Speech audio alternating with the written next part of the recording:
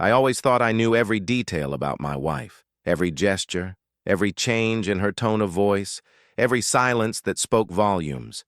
After so many years together, you develop a kind of emotional radar, something that warns you when something is out of place.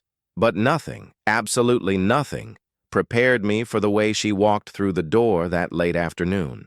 It was as if the air changed even before she said a word. The sun still illuminated a strip of the room, those last few minutes of golden light that soften everything. But she seemed completely out of place in that calm setting.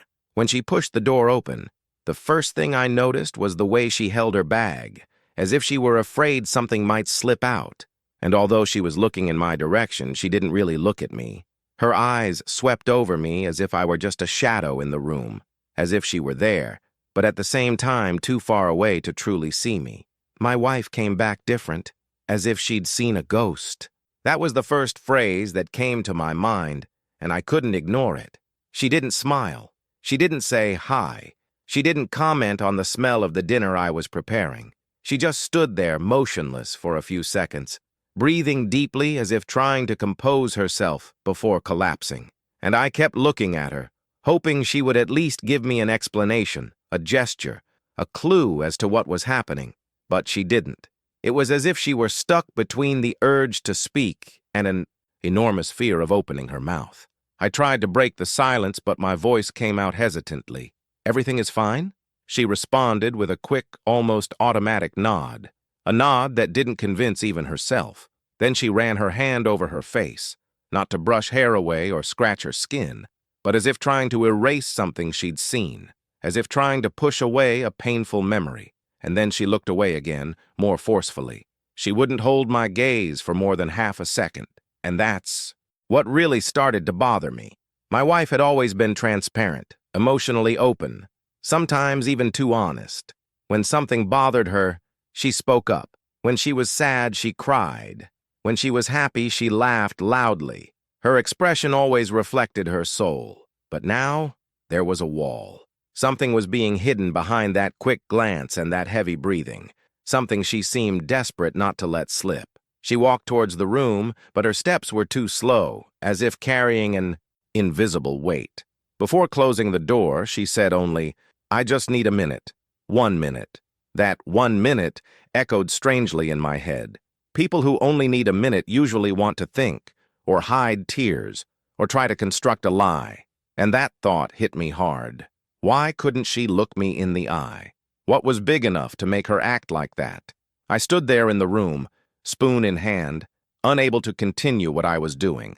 The smell of the sauce simmering slowly on the stove began to make me nauseous, not because of the food, but because something inside me had been triggered, a silent alert, the kind the heart understands before the mind. It was pure restlessness. After a few minutes, she left the room. But she didn't leave any better. She left worse. Her eyes were a little red, as if she had been crying and hastily wiping her face. Her hair was styled differently, as if she had redone her bun to look more composed. But nothing about her was composed. Nothing. Her entire appearance screamed that something had happened. Something serious. I tried to get closer to touch her arm, but she took a small step back, almost imperceptible, but enough to hurt me like a silent stab. "I met someone today," she said finally. The sentence came out loose, fragile, almost broken. "Someone from my past." My heart raced. Not with jealousy, at least not immediately, but with unease. Her expression wasn't that of someone who had rekindled an old friendship or stumbled upon a fond memory. It was that of someone who had relived a trauma. "Who?" I asked. She lowered her eyes. She swallowed hard, and she took so long to answer that I almost repeated the question. "It's complicated," she whispered, and that word, complicated, was the trigger that made something inside me crumble a little. Because when something is complicated, it usually means it involves secrets that were buried, secrets that should never return, secrets capable of turning someone's life upside down. I felt, in that instant, that the story she carried within her heart had the power to destroy everything I knew about our life. And the burning question, silent, almost paralyzing, took over my mind. Why can't she look me in the eyes? Something had happened, something that stirred up her past, and something that, in a way I didn't yet understand, was also about to affect me. She wandered around the house for a while, as if she didn't know where to put her own body. She opened the refrigerator without needing anything, then closed it. She went to the window, looked outside, but didn't seem to see the street, the cars, or anyone. It was as if she were locked inside her own head, trapped somewhere in the past that I didn't know. I followed her every movement, silently, trying not to pressure her, but at the same time feeling a growing urge to understand what was happening. At one point, she sat down at the table, not as she usually did, relaxed with her legs crossed. No, she sat on the edge of the chair, too straight, her hands resting on her knees. Her breathing was short, almost anxious. I approached slowly, pulled out the chair in front of me, sat down, and for a few seconds we just stared at each other. Or rather, I tried to look at her, and she avoided my gaze whenever our eyes met for more than 2 seconds. "Do you want to tell me what happened?" I asked calmly. She opened her mouth, then closed it again. She took a deep breath. Her fingers began to tap lightly on the table, but soon stopped. Then she clasped her hands together, interlacing her fingers tightly, as if pressing one hand against the other could provide some kind of emotional support. I saw the sheen of sweat on her palms. I saw the slight tremor in her thumb. And in that moment, I knew, whatever was coming, it wasn't something small. "I met someone today," she repeated, as if she were gathering courage just from hearing her own voice say it again. "Who?" I insisted, much more gently than my heart was asking. She looked at me for a brief moment, and I swear that look held fear, guilt, surprise, and a kind of pain I didn't know where it came from. Then she looked away again, lowering her face, as if the table in front of us had suddenly become the most interesting place in the world. Her fingers began to play compulsively with a loose thread on the hem of her own blouse. She pulled, wound, unwound, pulled again. "He was a man from my past," she murmured, almost in a whisper. Those words landed in the room like a stone in the middle of a calm lake. On the outside, just a small impact. On the inside, ripples that spread in all directions. A man from my past. The phrase echoed uncomfortably in my mind. It wasn't just what she said, but how she said it. It didn't have that nostalgic tone of "I reunited with a school friend" or a former co-worker. There was no smile, no glimmer of good memories. There was tension. There was fear. A man from the past. Who? An ex-boyfriend? Did someone hurt her? Is someone she hid from me? My questions began to line up inside my head, all competing for priority, all shouting at the same time.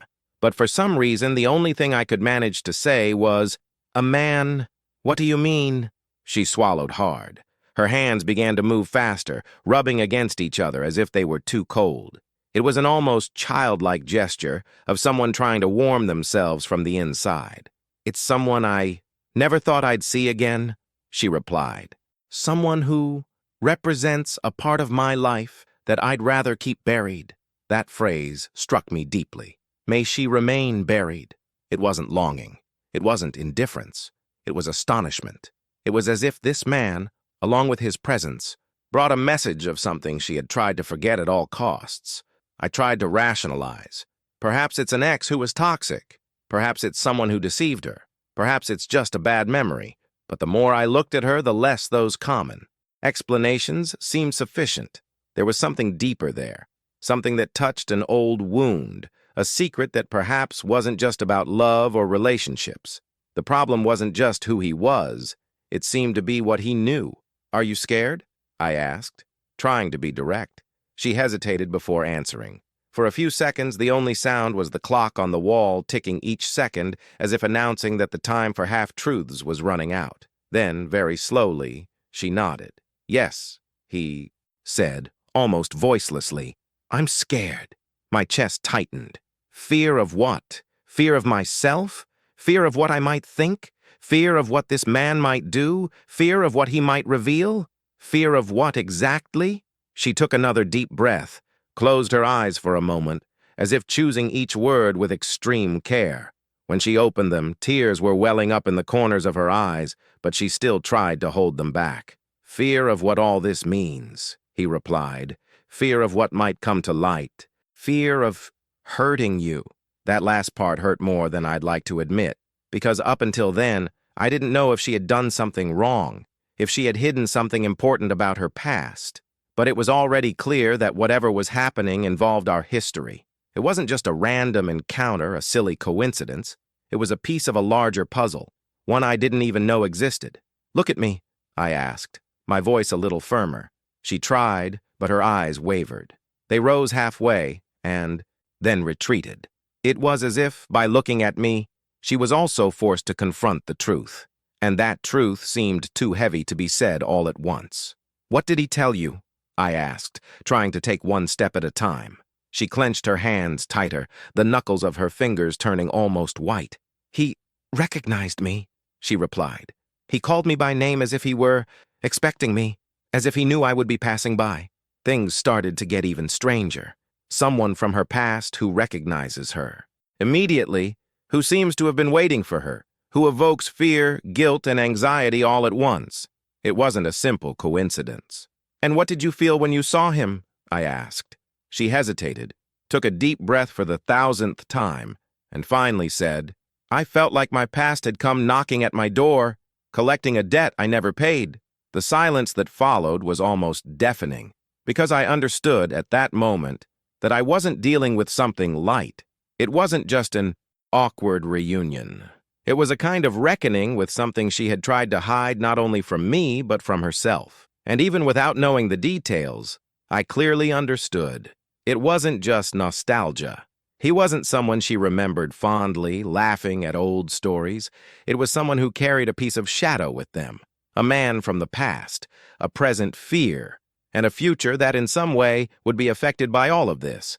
At that moment, I still had no idea that this man from the past was wearing something around his neck that would place me at the center of the story, a medallion with my own photo. But even without knowing this, my instinct was already warning me. The life I knew was about to change, and that simple, almost casual comment said at our kitchen table.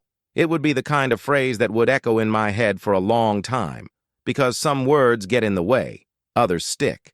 And "I met a man from my past" was exactly the kind of phrase that wouldn't leave my head, because deep down I already knew that past was also mine. The following days were like watching a familiar house silently transform into a strange place. There were no fights, no arguments, no harsh words, and perhaps that's precisely why it was so unsettling. Her silence was sharper than any confrontation. A distance was being built there, brick by brick, and I could feel each one being placed between us. On the first day, she came home almost an hour later than usual. She didn't call, didn't text, didn't say anything. And when she walked through the door, she didn't seem like someone who was late for a trivial reason. She seemed like someone trying to recover from something that was consuming her from the inside. Her makeup, which she rarely wore, was smudged at the corner of her eye. And when I asked if everything was all right, she simply replied, "Too much work." It was such a poorly constructed lie that it hurt to hear. On the second day, she returned even later. This time, I was sitting in the living room, waiting. The clock seemed to make more noise than usual, as if each second were hammering away at my patience. When she finally came in, she greeted me with a cold kiss on the cheek, the kind of automatic gesture someone makes trying to appear normal but feeling nothing of what they're showing. She avoided conversation. Every question I asked turned into a short, almost monosyllabic answer. I asked how her day had been. She simply said, "Tiring." I asked if she had eaten lunch. She replied, "Yes," without details. I asked if she was feeling better. She murmured, "More or less." The problem wasn't what she said, but everything she said. "No," she said. Her voice was always a few tones lower, as if she were afraid of revealing too much. And that's when I noticed the phone. She never used to hide her cell phone. She'd leave it on the table, on the sofa, on the bed. Sometimes she'd even forget it somewhere in the house. But now the phone seemed like an appendage, glued to her hand all the time like a shield. When it vibrated, she'd grab it immediately, sometimes turning her back to me. When I approached, she'd lock the screen too quickly. And on one occasion, I saw it clearly. She opened a message, read it, her shoulders tensed, and she deleted it right away. They didn't ask, "How was your day?" These weren't work-related conversations. These were messages she didn't want anyone to see, especially not me. It was at that moment that a heavy, uncomfortable, poisonous question began to whisper in my mind. Is this a betrayal? It was impossible not to consider it. Her behavior seemed to follow the classic script of someone hiding another person. Lateness, nervousness, silence, her cell phone glued to her body. And the more I tried to push the idea away, the more the facts insisted on pointing to her. But at the same time, something didn't fit. When someone is involved in betrayal, there's usually a strange glint in their eyes. Guilt, mixed with excitement, a tense but vibrant energy. But what I saw in her wasn't that. There was no glint at all. There was only fear, pure fear, almost paralyzing. She seemed to be consumed by something bigger than the kind of secret hidden out of desire. It was as if she were being pressured from within, as if she were carrying a weight she didn't know how to share. One night, I decided to observe her more closely. She had been on the sofa for several minutes, staring intently at her phone. Screen, but not actually typing anything. It was as if she were waiting for something, perhaps a reply, perhaps a new message she dreaded receiving. Her face was tense, as if the simple act of staring at that screen was an enormous emotional strain. I approached slowly. "Ingrid?" I called, or whatever name you want to use in the video. She was disproportionately startled, almost dropping her cell phone. "Sorry, you scared me," she said, trying to disguise her anger. "Okay, but you're acting strange. Are you avoiding me? Did something happen?" She pressed the screen lock button so hard it seemed like she wanted to break the device. She hid the phone in her pocket, took a deep breath, and said, "I just need time. That's all." But that wasn't all. I knew. She knew that I knew. When we went upstairs to bed, she took longer than usual to come to the bedroom. She stayed in the bathroom for a long time, locked in silence. When she finally came out, her eyes were red again. She didn't say anything. She just lay down on the bed, turned to the other side, her body curled up. I lay there, staring at the ceiling, with the feeling that there was a wall between us, a wall that had appeared out of nowhere, but that grew taller each day. And in the silence, the question returned, even stronger, almost screaming inside me. Could it be betrayal, or something even stranger? Because even with all the signs pointing to the first possibility, there was something about that situation that didn't fit with a common betrayal. It was as if she wasn't hiding anything. Somebody, but yes, something that haunted her in a way I couldn't understand. And I had no idea that what she was trying to protect, that which made her hands tremble, that which made her eyes wander, that which kept her glued to the phone, was not a lover, not a romantic secret, and not a mistake from the past. It was such a profound truth, so unexpected, and so connected to my own story, that it would change everything I thought about who I was. But at that time, all I had were questions. Questions, silence, and the growing fear that my wife was distancing herself from me not because she no longer loved me, but because she was about to tell me something I wasn't ready to hear. No matter how hard I tried to stay calm, the feeling that something very wrong was happening grew inside me like a silent wave. Her behavior, the delays, the vacant stare, the hidden cell phone, all of that would be enough to make anyone uneasy. But, until then, they were just indirect signs, vague clues that could be interpreted in various ways. I wanted to believe I was exaggerating. I wanted to think it was just stress, tiredness, some personal worry she didn't yet have the courage to share with me. But deep down, I knew I was fooling myself. And the proof of this came in such a simple, random way that it seemed like fate. That morning, I woke up earlier than usual. She had already left for work, or at least that's what it seemed like. The bed was still warm on her side, which meant she had gotten up just a few minutes before leaving. I decided to tidy the room, not out of obligation, but because I needed to occupy my mind. Any activity seemed better than thinking, calculating, imagining impossible scenarios. While I was straightening the blankets and organizing some clothes that were scattered on the chair, I noticed her jacket hanging on the wardrobe handle. It wasn't common for her to leave clothes there. My wife has always been extremely organized. She had her own almost ritualistic system for putting everything away. The fact that the jacket was hanging like that, as if it had been hastily dropped, caught my attention. Something inside me, a mixture of curiosity and an almost physical discomfort, made me pick it up. At first I wasn't looking for anything, or at least that's what I kept telling myself. But, as I reached into the outside pocket, I felt a folded piece of paper. Small, thin, out of place. My heart raced. Should I let it go? Should I respect her privacy? Or should I do exactly what my instincts were urging me to do? In the end, anxiety won. I reached into my pocket and pulled out the paper. It was a napkin from a restaurant. One of those common, white, somewhat rough ones with the texture of recycled paper. But what mattered wasn't the napkin itself. Yes, that's what was written on it. A phone number, handwritten, and right below, a name I had never seen in my life. Elias. The handwriting was firm, slightly slanted to the right from someone who knew exactly what they were doing. It wasn't something hastily scribbled. It was an intentional note, direct, a message. My mind started racing in 1,000 directions. Why would anyone write a number on a napkin? Why would she keep that in her jacket pocket? Why didn't you throw it away? Why didn't you tell me anything about someone named Elias? I tried, in every way possible, to create logical explanations. Perhaps it was someone from work. Perhaps someone had asked for information. Perhaps it was a client, a professional contact, someone she met by chance. But none of those explanations matched the way she was acting, the fear in her eyes, the deleted messages, the delays. And now, that napkin. If it were something normal, why hide it? Why delete messages? Why did it shake every time the cell phone vibrated? It was then, overcome by a mixture of desperation and a need for the truth, that I decided to call the number. I needed to hear that voice. I needed to know who Elias was and why he had my wife's number written down in such an intimate way. I picked up my phone, my hands trembling. I typed the numbers slowly, as if each touch was a step toward something I wasn't yet sure I was ready to face.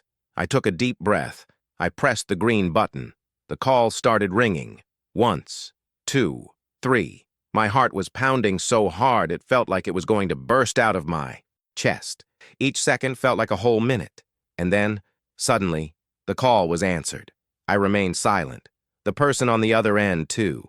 It was as if we were both waiting for the other to speak first. But what truly gave me chills was the breathing. Yes, breathing, heavy, slow, as if someone were listening, analyzing, trying to understand who was calling. "Hello?" I ventured, keeping my voice low. At that same instant, the call was disconnected. No response. Without explanation, without any hesitation. Turned off. Right away. As if the person on the other end was prepared to react exactly like that if someone other than my wife called. For a few seconds, I stared at the phone screen, paralyzed. The weight of it all overwhelmed me in an almost physical way. The silence of the room seemed to scream. The napkin trembled between my fingers. That phone call had said more than any conversation could have. The person knew it wasn't them calling, and he didn't want to talk to me. Were you afraid? Was he guilty? Or did he have something to hide? I put the napkin back in my pocket, but continued staring at her jacket for a few more seconds, as if expecting her to suddenly give me the answers I needed. But the only thing that remained was the feeling that that small piece of paper had opened a door that I would never be able to close again. Because that napkin was not just a forgotten object. It was the first concrete proof that something, or someone, was entering our lives from the shadows. And I was only beginning to understand that the truth would be much greater than any hypothesis I had imagined. I still didn't know who Elias was. I didn't know what he had said to my wife. I didn't know why she was so scared. But only one thing became clear at that moment. That napkin was the first thread pulled from a knot that, when untied, would reveal a secret capable of rewriting my entire story. And someone, on the other end of that line, I knew exactly who I was and why. Didn't he want to talk to me? After the napkin incident, something inside me changed. It was no longer just worry, doubt, or silent jealousy. It was a deeper, darker feeling, as if a part of my instinct was awakening to something I couldn't fully explain. It wasn't just distrust. It was a constant sense of alert, as if danger were lurking, not just our relationship, but my wife. I spent the rest of that day restless, pacing the house, looking at my phone, trying to decide whether I should confront her once and for all. But the memory of the fear in her eyes stopped me. She seemed genuinely scared, not just guilty, and that created a cruel dilemma within me. If she was in danger, why hide this from me? Why face something so difficult alone? Why distance myself precisely when I needed support the most? These questions kept hammering in my head nonstop, and the more I thought about it, the clearer the path I had to follow became. So, I made the decision. I would follow her. I was going to find out what was going on, even if she didn't want me to know. The next morning, I woke up before her. I pretended to be asleep when she got up. I observed, through the small gaps between her half-open eyelashes, every detail of her movements. How slowly she walked, how deeply she breathed, how she hesitated before picking up her purse, how she checked her cell phone and deleted something before putting it away. She left without saying goodbye. That was the first emotional blow of the day. I waited 3 minutes, enough time for her to move away from the house. Then I got up, grabbed the keys, and left. I didn't have a clear plan yet, but what mattered was not losing her footing. The neighborhood was silent that morning, only the sound of birds and a garbage truck in the distance. I walked quickly to the corner, trying to appear nonchalant, and saw her on the other side of the street, walking with firm but tense steps. She held her bag tightly, as if its contents were too important to be handled carelessly. I kept a safe distance, not close enough to be noticed, nor far enough to lose it. It was strange to see my own wife walking like that, as if she were going on a date she didn't want to admit. Every now and then, she looked back. Not looking at somebody, but looking like someone afraid of being followed. Ironic, considering the situation. When she reached the city center, she entered a busy street, full of shops and restaurants. I kept following, mingling with the other people. With each step, the feeling that I was about to discover something big took hold of me. It wasn't just curiosity, it was necessity. She turned the corner and entered a small, unassuming cafe with an old-fashioned facade. I had passed by it several times but had never gone in. One of those places that seems to exist only for those who know exactly where to look. The windows were large, but covered with translucent curtains, allowing only silhouettes to be seen. It seemed perfect for someone who didn't want to be seen. I approached cautiously, stopped on the other side of the street, and pretended to look at a stationery shop window. Through the cafe curtain, I could only see the interior as a blurry mosaic. Dark tables, a few low lamps, and people sitting and talking quietly. But one figure caught my attention immediately, a man, sitting alone, facing the door, as if it were waiting for someone, as if it were waiting for her. He had a rigid posture, tense, shoulders, hands clasped on the table. He didn't seem relaxed.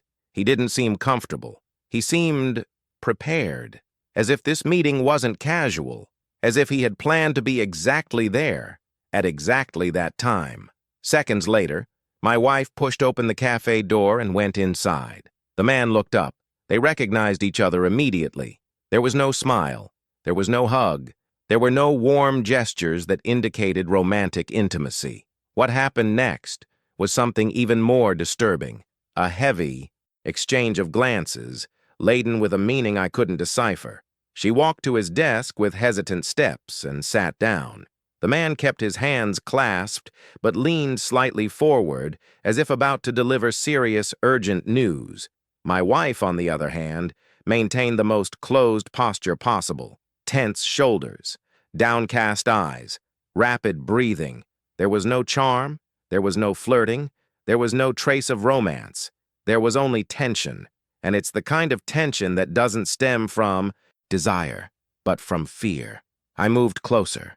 trying to position myself at an angle that would allow me to see something. I managed to make out the man better.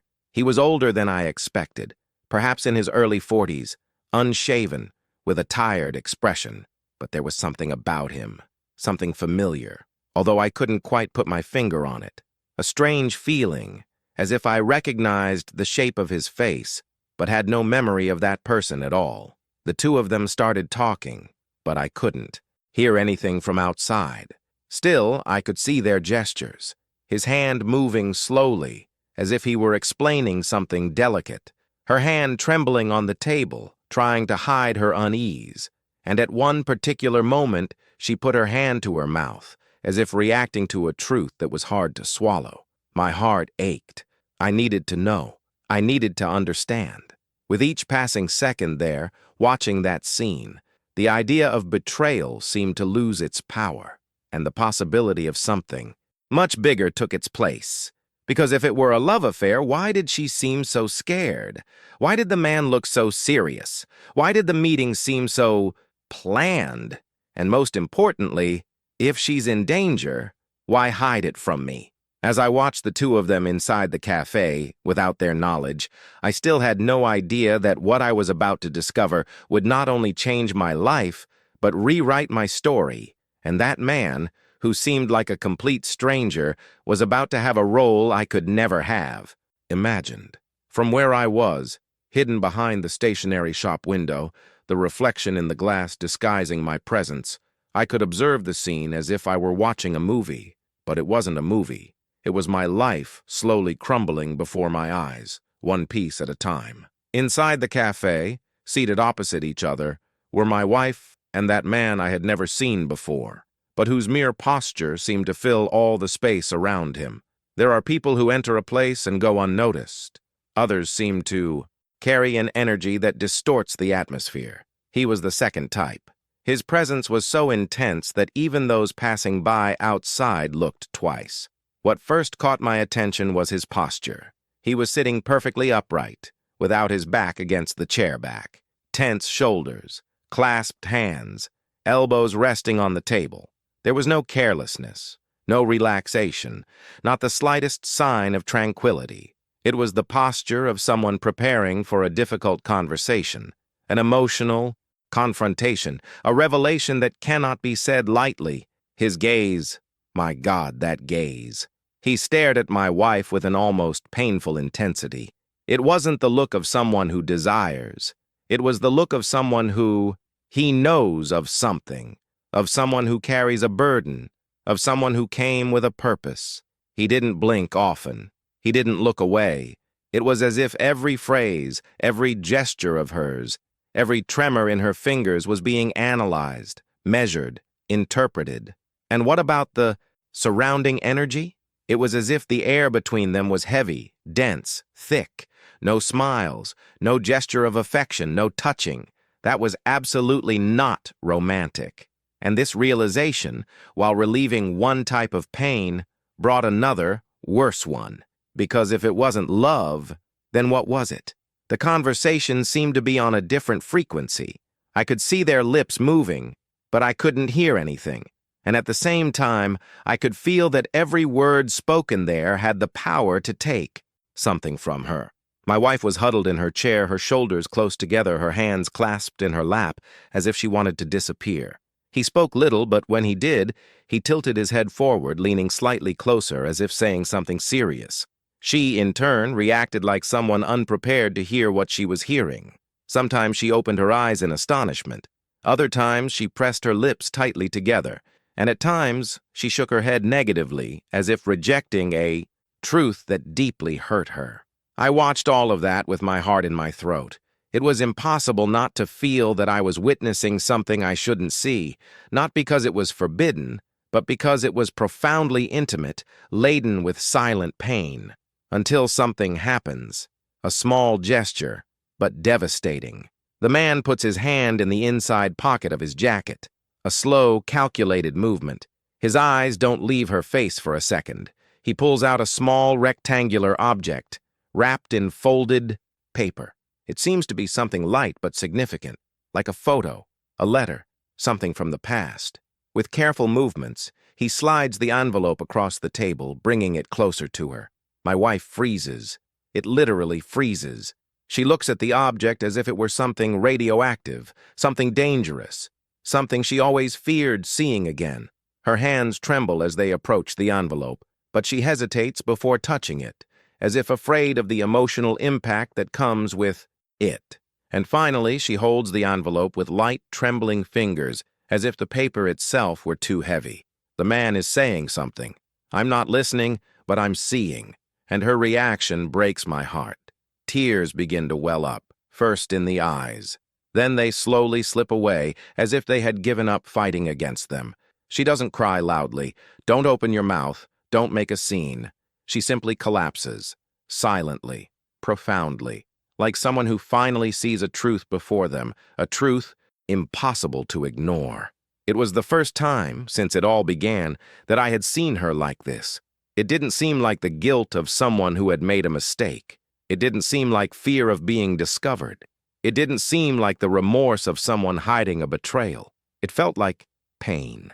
Pain of the kind that comes from memories, of losses, of secrets that have been buried for too long. The man doesn't move. Don't try to console her. Don't touch her hand. He doesn't place his other hand on her shoulder. His face shows no satisfaction, much less relief. He looks as heavy as she does. And that only made everything even stranger. If it were a love affair, why didn't he try to comfort her? If it was a romantic reunion, why was there so much pain in the atmosphere? What if it was a threat? Why did he seem as distressed as she was? It was as if the two were connected by a story that I wasn't yet a part of. An old story, deep, terrifying. I stood paralyzed on the sidewalk, staring out the fogged-up window, unable to move a single muscle. It was like I was dreaming, a nightmare that felt all too real.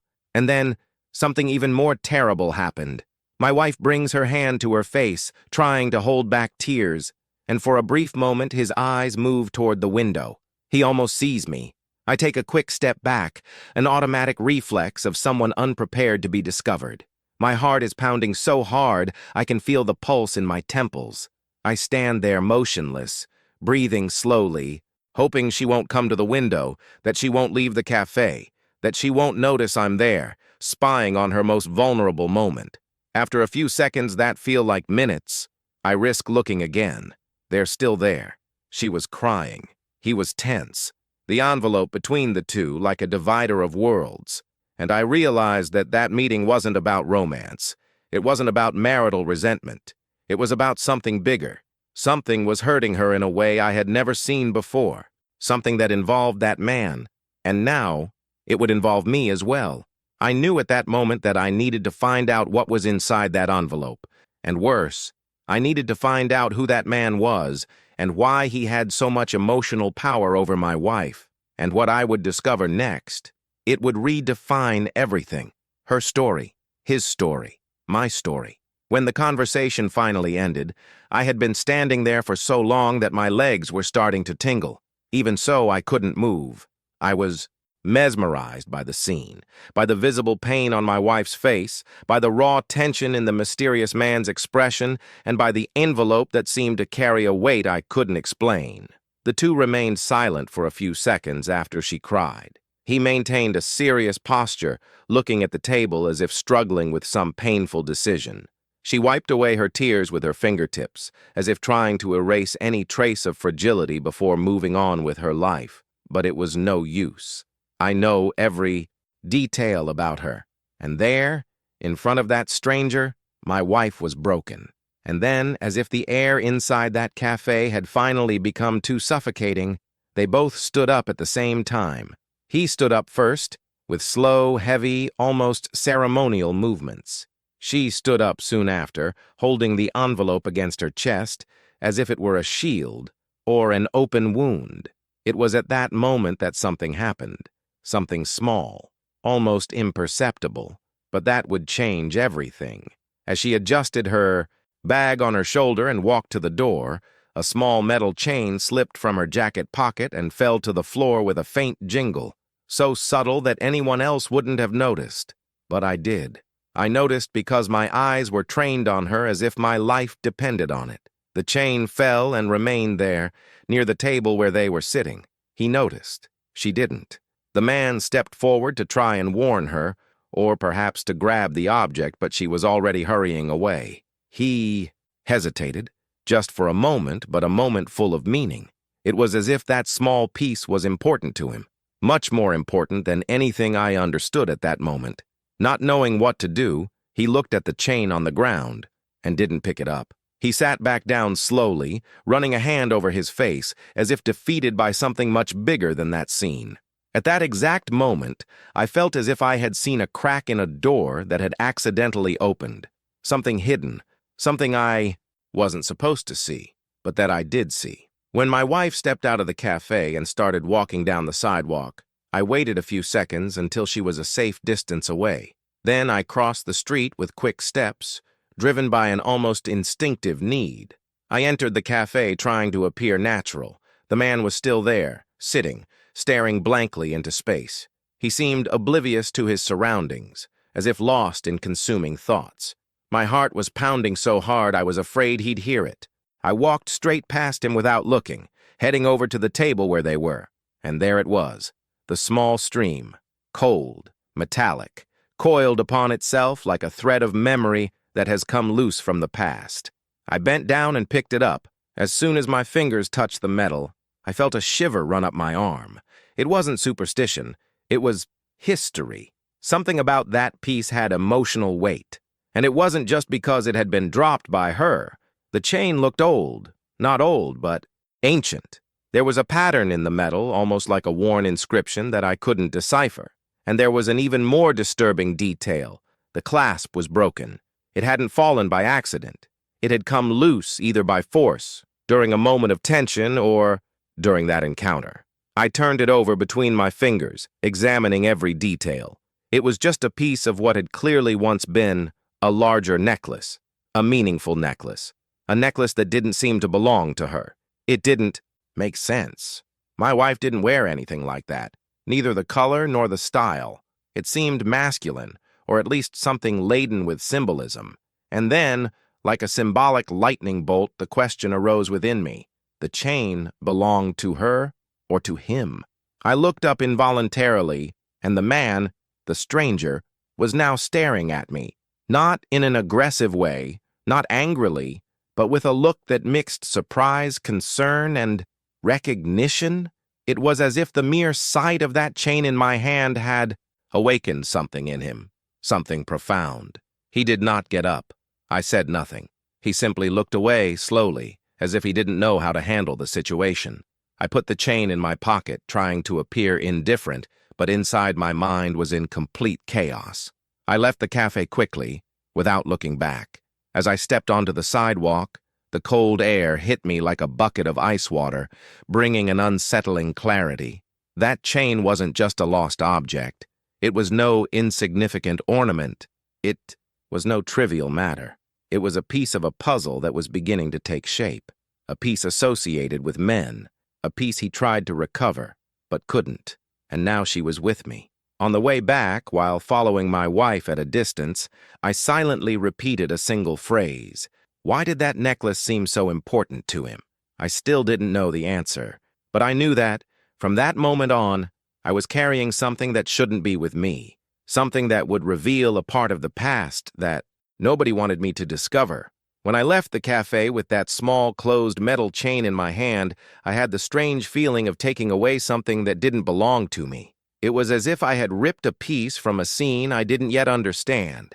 The chain weighed more in my pocket than the metal itself justified, and as I walked down the sidewalk behind my wife, a part of me told me I should leave, pretend that none of this was happening, that it was all just an exaggeration in my head.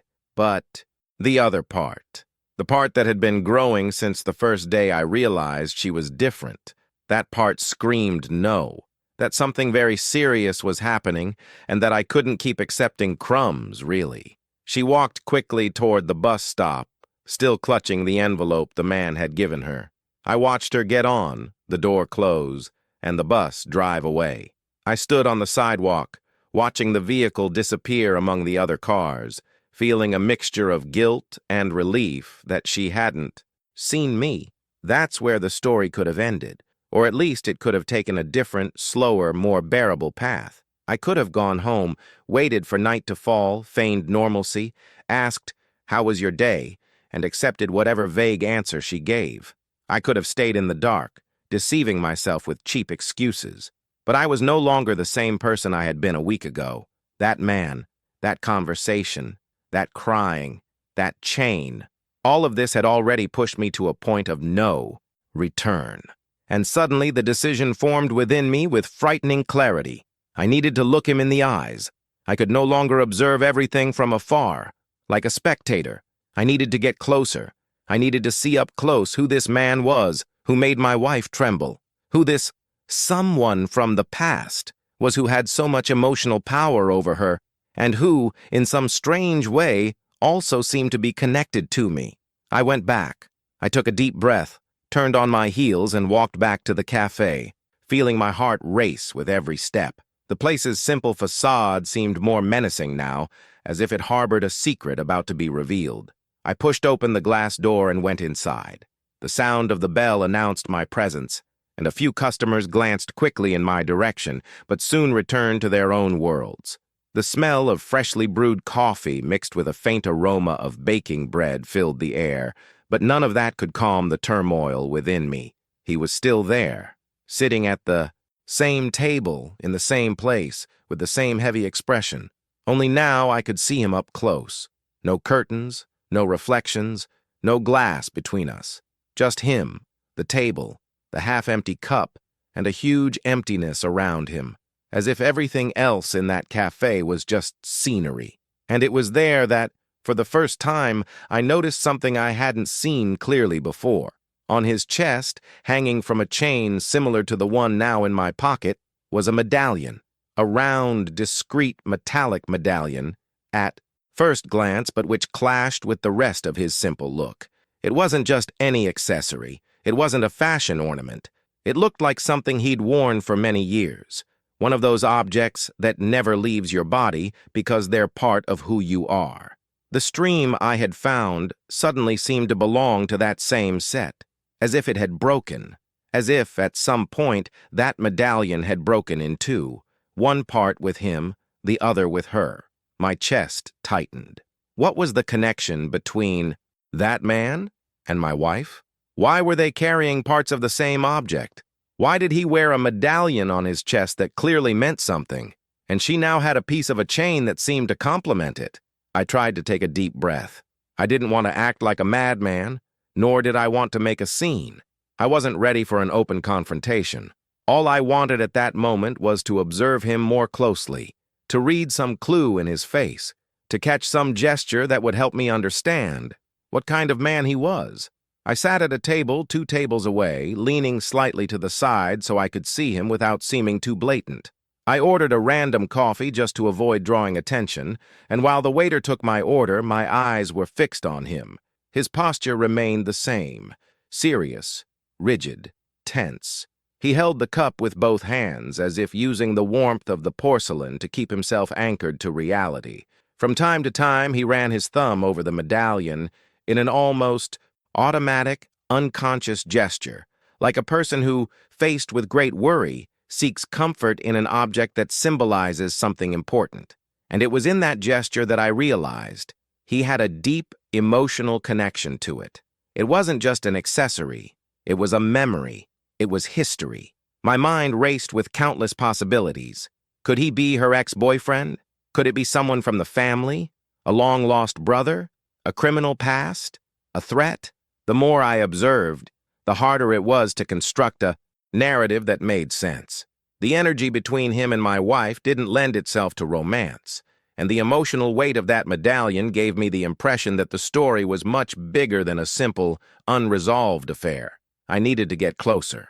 I could see the medallion, but I couldn't see what was inside it, and for some reason I couldn't explain, it started to feel urgent, as if the answer to everything was right there, in that small metal circle. I waited for him to put his hand to his chest once more. I waited for the medallion to move, reflecting a little of the light coming from the window. When I realized he was distracted, his gaze lost, as if he were ruminating on some memory, I decided that this was the moment. I got up. The steps I took toward his desk were the longest and heaviest I've ever felt in my life, even though they were few. They felt like kilometers. Every muscle in my body screamed that I was crossing an invisible line, that from that point on there would be no turning back. I didn't have a speech prepared. I didn't know whether to say hello, introduce myself, feign a mistake, or go straight to the truth. But I knew I needed to get close enough to see what that medallion held. When I was only 2 steps away from reaching the table, he looked up. Our eyes finally met. It was a shock, not because I recognized him, but because for a second, I had the feeling that he recognized me. The way his pupils dilated, how his face lost some of its color, how his chest seemed to tighten for a split second. That wasn't the reaction of someone seeing a random stranger.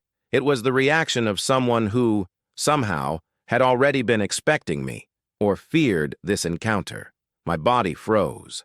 I was about to open my mouth to say something, anything, when he made a sudden movement. She dropped the cup on the table, pushed her chair back, and stood up so quickly she almost dropped everything. She ran her hand over the medallion in an automatic gesture, as if she wanted to protect it, and immediately looked away from me, like someone refusing to confront a ghost. Before I could react, he was already walking towards the door. "Wait!" I wanted to say, but the word wouldn't come out. He crossed the hall with large, urgent strides, like someone fleeing a situation they don't know how to manage. The bell on the door rang again, announcing his hurried departure.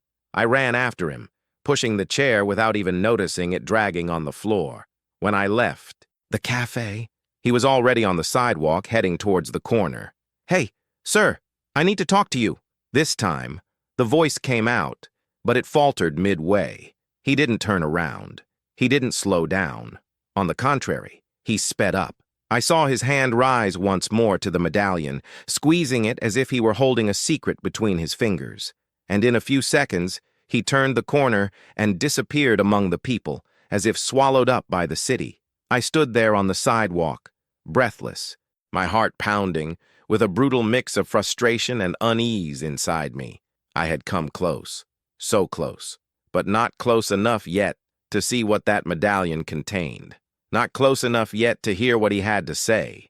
I turned my gaze to the coffee, to the place where my wife had been crying minutes before. I reached into my pocket and felt the metal chain inside, cold, silent, but full of meaning. He had left in a hurry, taking half the truth with them, and I was left with the other half, literally in the palm of my hand.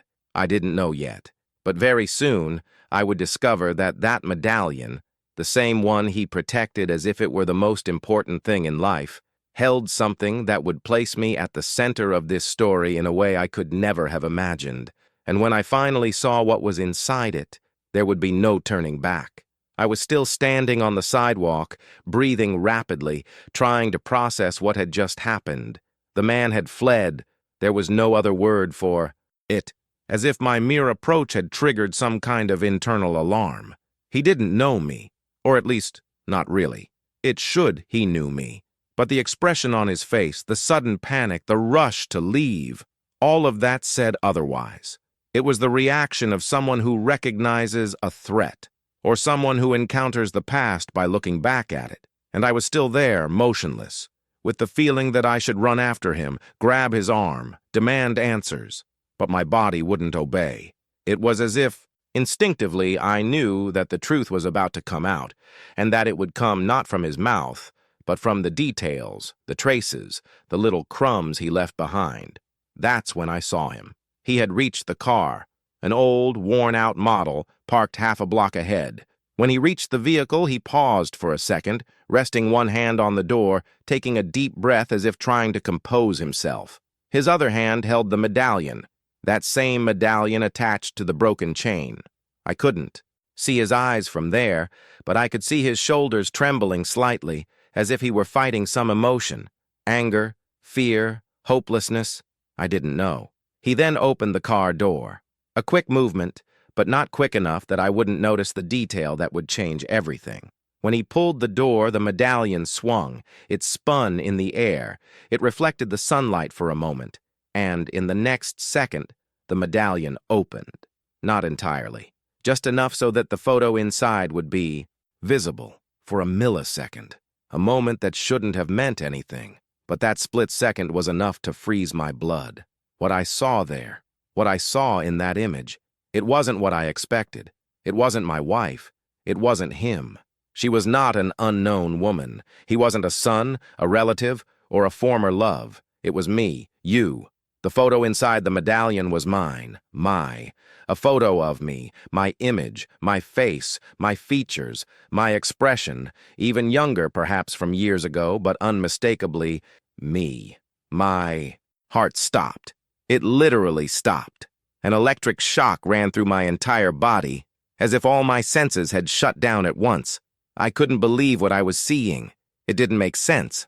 That was impossible. Why a stranger, a man my wife said was from her past, he would be walking around with a medallion containing a photo, I brought my hand to my own face, as if needing to confirm that it was real. It was as if, in that instant, the world had split in two, before the medallion, and then the medallion.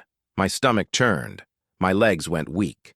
My whole skin crawled, as if the air had suddenly turned icy cold. I couldn't take my eyes off the scene. The man didn't realize the medallion had opened. He didn't realize the photo had shaken, that it had been exposed, that I had seen it. He hurriedly got into the car, threw himself into the driver's seat, and slammed the door shut. For a moment I still saw the silhouette of his hands gripping the steering wheel, his body tense, his breathing heavy, and then the car started moving. He disappeared down the narrow street, leaving behind the smell of gasoline, the distant echo of the engine, and a trail of questions that burned like fire. I remained in the same place for a long time, unable to take a step. My mind was completely in shock. The image of the medallion is etched inside me like a scar. The photo was mine. There was no doubt. I saw. You knew what I had seen, but how was that possible? Why? What was that man's relationship to me?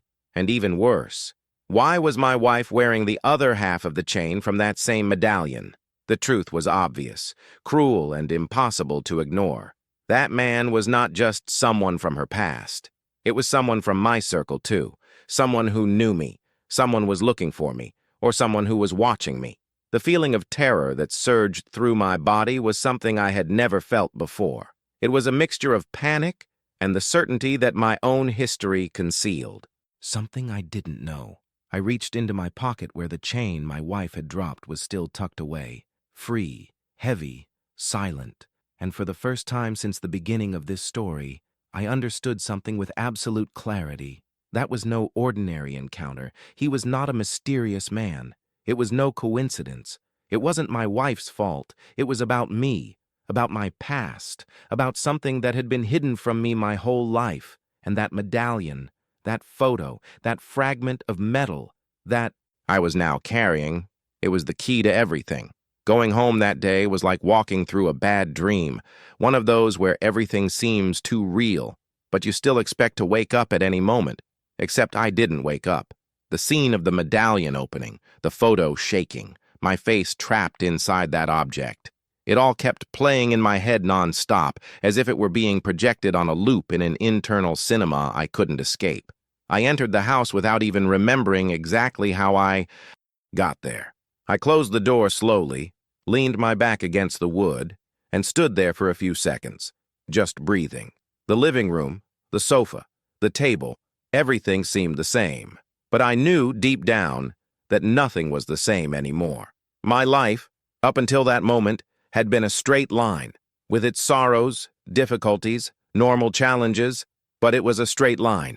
Now it was as if someone had come and pulled that line back, revealing a whole piece of it that I had never seen before. I went to the kitchen, threw the keys on the counter, and sat down. My hands were trembling. I took the chain out of my pocket and placed it on the table. The metal gleamed in the yellowish light, cold, seemingly harmless. But I knew it carried a story, and that story had everything to do with me. I knew that conversation with my wife couldn't be postponed. Not after what I had seen. Not after what I had discovered on my own. I didn't know exactly how to begin. How do you ask the person You love why a stranger is walking around with their picture hanging around their neck? How do you question why they're meeting this man in secret, crying in front of him, holding an envelope full of truths you never knew? The sound of the door opening snapped me out of my thoughts. She entered the house slowly, like someone returning from a funeral. I don't know if it was hers, mine, or ours. When she saw me sitting at the table, with the chain on top of me, she stopped. Her eyes went straight to the metal. They froze. For a moment, no one said anything. The silence was so heavy it felt almost material. "You came back early," she said, her voice faltering slightly. I didn't answer. I just slid the chain across the table halfway between us, without taking my eyes off her. "This fell out of your pocket," I said. My voice was firmer than I expected. "At the cafe." She swallowed hard. Her eyes filled with tears almost immediately. You followed me?"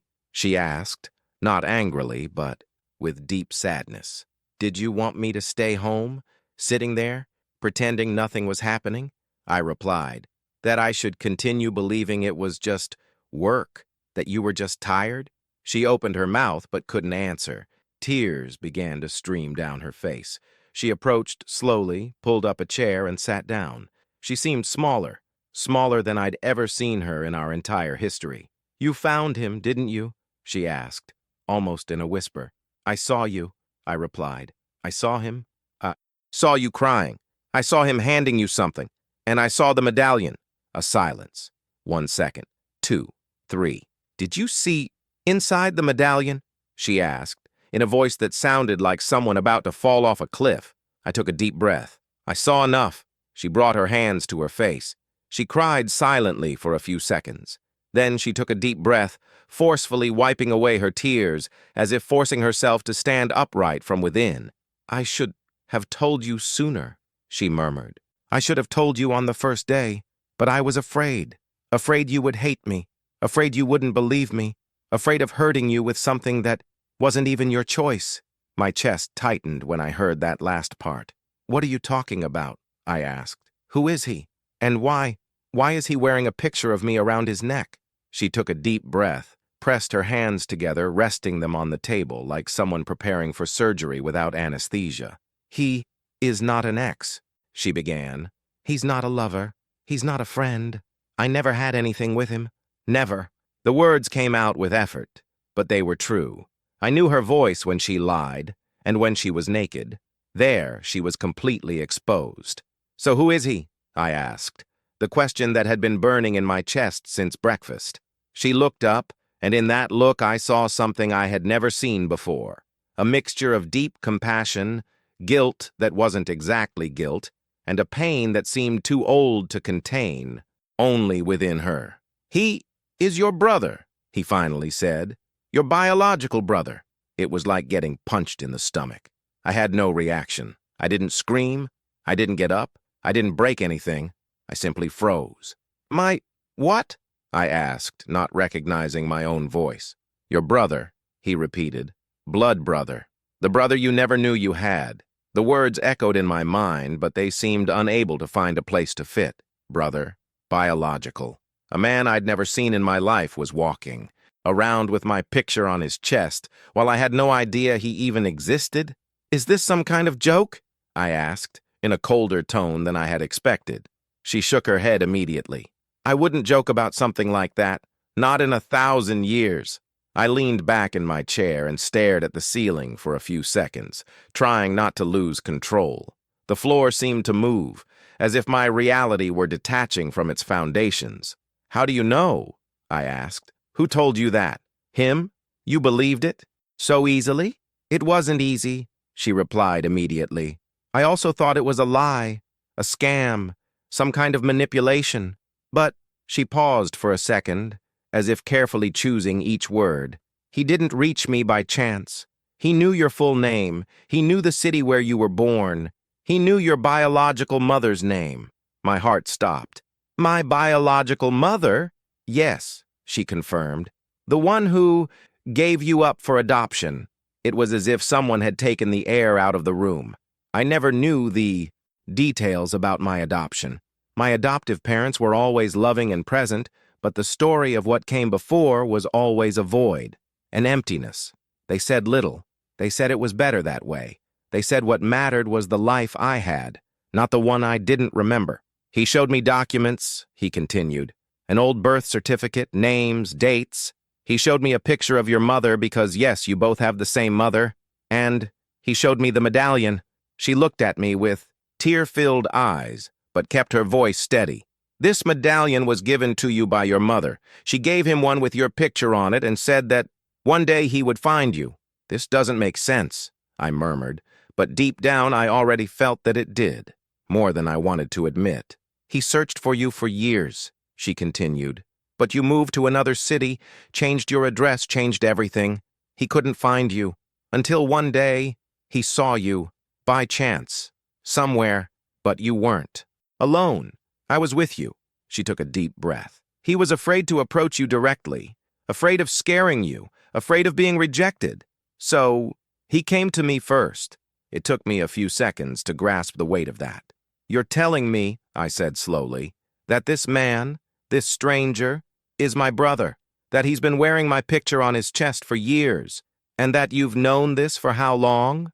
She lowered her head. Just a few days. That phrase was the second punch. She continued, I didn't know how to tell you. Everything happened so fast. He approached me, showed me the evidence, cried in front of me, said he'd been looking for you his whole life. I didn't know whether to believe him, send him away, or tell you right away. I was trying to understand before throwing this at you. I remained silent for a long time, heavily. Part of me wanted to scream, you should have told me right away. It was about me. But another group understood. She was in shock, too. She was also trying to sue. She was also afraid of making a mistake with the life of someone she loved. The chain on the table seemed to be watching us. She was physical proof of something that was beyond my imagination. The truth that has always been hidden, because of adult choices, because of past decisions, because of omissions I never knew existed. He had finally knocked on the door, not through a document, not through a letter, but through my own wife, forced to be a bridge between two worlds that should never have been separated. And there, sitting at the table, facing her, I understood one thing. From that moment on, I was no longer just a husband, an adopted son, an ordinary man trying to make a living. I was also a brother, from someone who carried my photo close to their heart. Meanwhile, I carried an emptiness my whole life, the source of which I didn't know. After the revelation, the silence between us seemed to have a life of its own. It wasn't an empty silence. It was dense, full, of meaning, as if each silent second carried a ton of unanswered questions. I stared at the chain on the table, and she stared at her own hands, as if she wanted to hide within them. It was as if we were sitting before a bonfire of memories that didn't belong to me, but that were, at the same time, entirely mine. There's more, she finally murmured, breaking the suffocating silence. I looked up, tired, almost dreading what was to come. Did he tell you the whole story? I asked. She took a deep breath, closed her eyes for a moment, as if every detail were too difficult to repeat, and then began. When he was little, she said, he grew up believing he had a brother, a younger brother, and that the two of you would be raised together. My hands formed fists without me realizing it. But that didn't happen, she continued. Your mother made a decision that changed both of your lives. I felt my heart clench against my chest, as if it were trying to escape. She gave it to me, I murmured, completing the sentence my wife hadn't had the courage to finish. She nodded sadly. He was a child when it all happened, and he heard the story in pieces. His biological mother was going through a lot of hardship, financial, emotional, problems that he only understands now as an adult. She was trying to take care of him alone. They lived in a tiny place with little money, little food, little hope. When you were born, she freaked out, afraid she wouldn't be able to support two children. My stomach churned.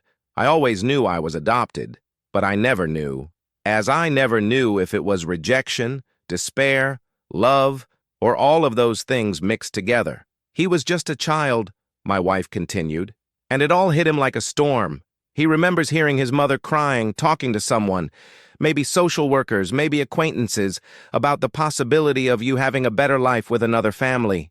He remembers seeing you leave in the arms of a stranger, and he remembers the silence in the house after that. I felt a tear burning behind my eye, but I refused to let it fall. He grew up believing you had been adopted by a rich, happy, perfect family, while he was left behind, abandoned in a harsh childhood full of deprivation. He didn't know that you also faced your own challenges. To him, you became a kind of ghost, a shadow, a lost sibling he would never see again. She took a deep breath before continuing. And then came the medallion. She picked up the chain from the table carefully, as if she were holding something sacred. The metal clinked between her fingers. "This medallion was given to you by your mother," he said, "shortly before she died." My whole body froze. I never knew anything about her, not even when he died, not even who it was, not even what his face looked like. She called him over and handed him the locket with her picture inside. She said that one day he would find you. My wife looked me in the eyes as she repeated the exact words the man had said to her. "When you find it, you'll recognize it." The sentence hit me like a hammer blow. It didn't make sense. And at the same time, it made perfect sense. He grew up with it as both a promise and a curse, she continued. A promise, because it was the only real connection he had with you. A curse, because it consumed him. He waited, he searched, he fantasized about 1,001 possibilities, and he never found anything until a few days ago. That emptiness I'd always felt, that sensation that something was missing, even without knowing what, seemed to suddenly take shape. It was as if my entire life was being rearranged before my eyes. "But why did he come to you?" I asked. My voice was a hoarse whisper. She lowered her eyes. "Because he saw you first. But you weren't alone. I was with you," I realized. She nodded. "He was afraid to approach you. He thought you might react badly, that you might run away, or worse, that you might reject him. He spent his whole life creating you in his imagination. He fantasized that you would be the last part of his family left, that you would be the reunion of his life. And when he finally saw you, he was terrified that you might not want contact." I swallowed hard. "Then he followed me," she added. "I got out of the car to buy some medicine and he came up to me. He knew who I was. He called me by name. I was scared. He was trembling, as if he were about to say something forbidden. I had already imagined the scene.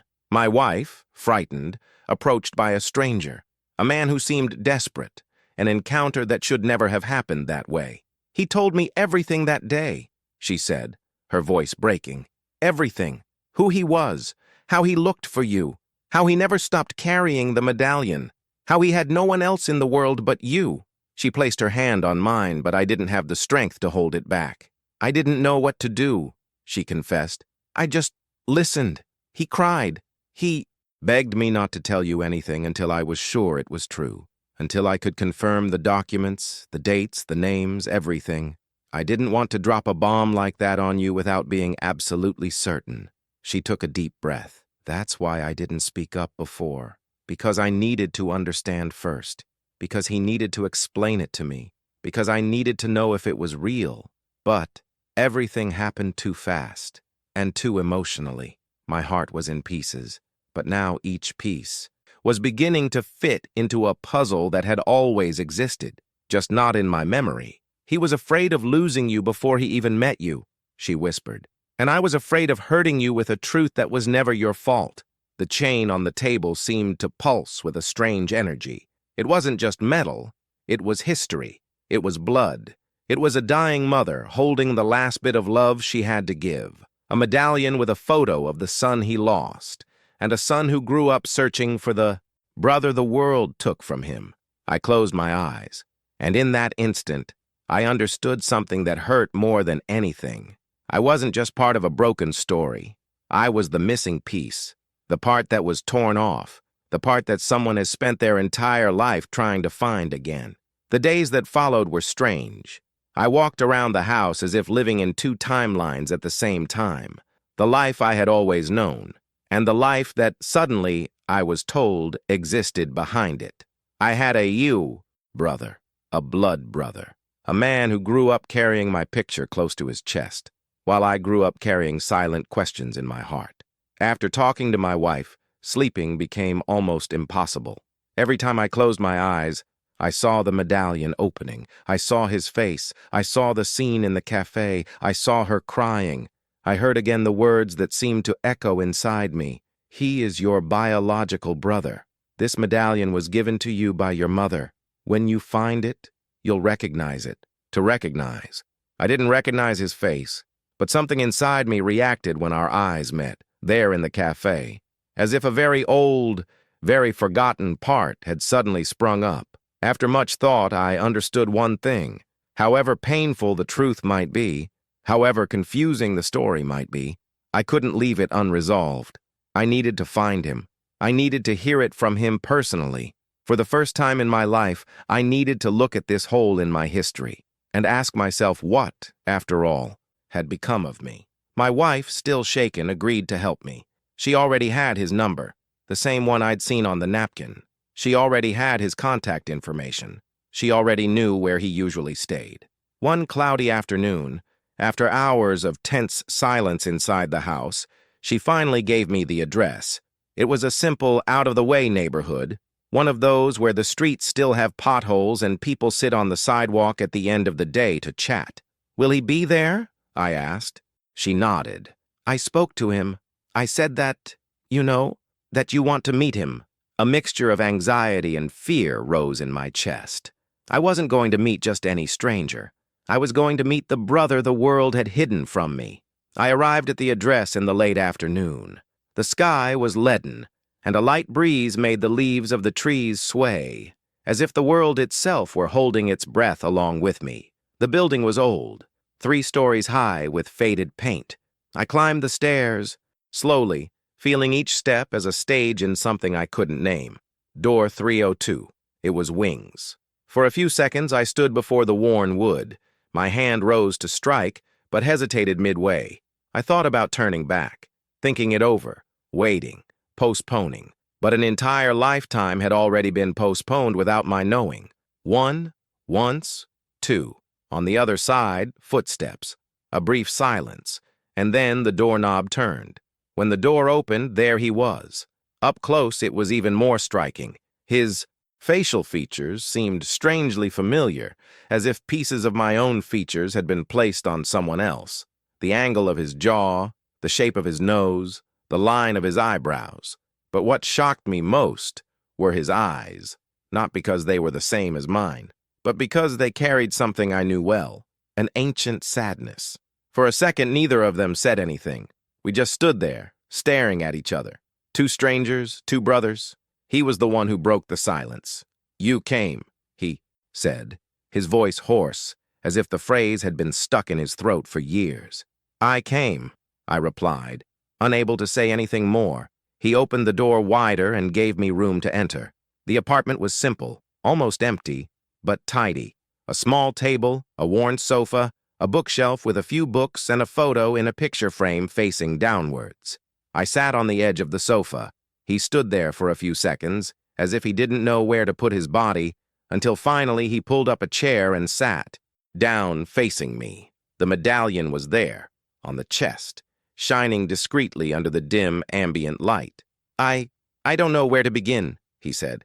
"It starts with the truth," I replied, "with the part they never told me." He nodded slowly. He ran his hand over the medallion, as if giving himself courage. "My name is Elias," he said. "I am your older brother, and I have spent my whole life waiting for this moment." He started talking. She spoke of her difficult childhood, her tired mother, the nights she cried in secret, the arguments with strangers about giving the baby away. She spoke of the last day she saw me, small, wrapped in a blanket, being carried away by strangers' arms. She spoke of the house that fell silent after my departure. "She never forgot you," he said, his eyes welling up with tears. "But she never forgave herself either. She kept your absence like a disease, and she kept that medallion as a reminder that one day, maybe, she had done the right thing." or the worst decision of her life. He gripped the medallion tightly and opened it in front of me. Inside, the photo I had already seen. Me, even younger, at a time when I never imagined that anyone was watching from afar.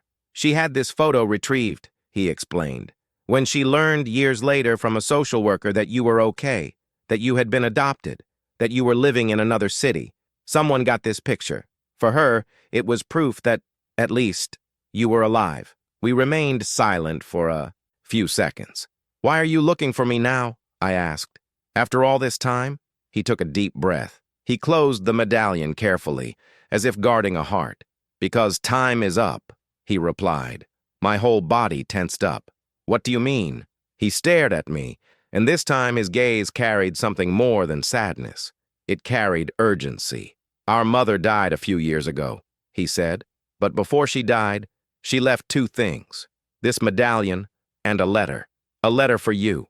I felt the ground disappear from beneath my feet. "A letter?" "Yes," he confirmed. "She wrote everything she never had the courage to say. She explained why she gave it to you. She told you what she went through. She asked for forgiveness. And she left a document with it." "Which document?" He hesitated for a second. "A kind of inheritance," he replied. "Nothing that will change the world financially. It's not that. It's more symbolic. It's an old piece of land from her family, in a remote place, a small piece of land that she never sold because she said that if she could one day, she would leave something for her two children," he continued. "For years, I didn't want to deal with it. I didn't have the strength. I didn't know how to find you. And to be honest, there was a part of me that blamed you. Irrationally, I know, but I wondered, why did you get the good family and I was left with the rest? But with time, I understood that you were also a victim. You didn't choose to be taken. You didn't choose to leave. You didn't choose anything." He sighed heavily. "When I finally saw you, I was terrified. You were smiling. You had a life. You had someone by your side, and I thought, if I show up now, I'll destroy all of that. So I went to her first. Not to take you away from anyone, but because I needed someone who loved you enough to hold you if you broke down." I swallowed hard. "So, you sought me out, not for money, not for self-interest." "I looked for you," he interrupted, his voice breaking, "because I didn't want to bury our mother for good without fulfilling her last wish, to give you this letter, and because, even though I pretend to be strong, I've spent my whole life wondering who you were, and I didn't want to die with that question hanging over me." His words touched something inside me that I didn't even know existed. Anger, hurt, gratitude, compassion, relief, pain. It all came together, mixed up in waves. I could have yelled at him. I could have accused him of not coming sooner. I could have said I didn't need anything, not a letter, not an inheritance, not a past. But the truth is, I did need it, very much so. "Did you bring the letter?" I asked, my voice breaking. He stood up, went to the bookshelf, picked up the picture frame that was upside down, and opened the back. From inside, he took out a yellowed envelope with my name handwritten on it. My real name, the one that almost nobody knew about. He came back to me and handed it to me. His hands were trembling. "It's yours," he said. "It always has been." When I picked up the envelope, I felt a different weight. It wasn't just paper. It was everything they never told me. Everything that was always hidden. Everything I lacked. I didn't have the courage to open it there, not immediately. I looked at him, into those tired eyes, at that man who was, at the same time, a stranger and a part of me. "I don't know how to deal with all of this yet," I admitted honestly. "But if you've spent your whole life looking for me, I guess, it doesn't make sense for me to spend the rest of mine ignoring that you exist." A sad smile appeared on his face. Small, shy, but genuine. "Is this a start?" he asked. "Yes," I replied. "A start." He nodded, visibly moved. In that simple apartment, smelling of stale coffee and with walls marked by time, two broken men began, for the first time, to stitch together something that resembled a family. It wasn't perfect. It wasn't easy.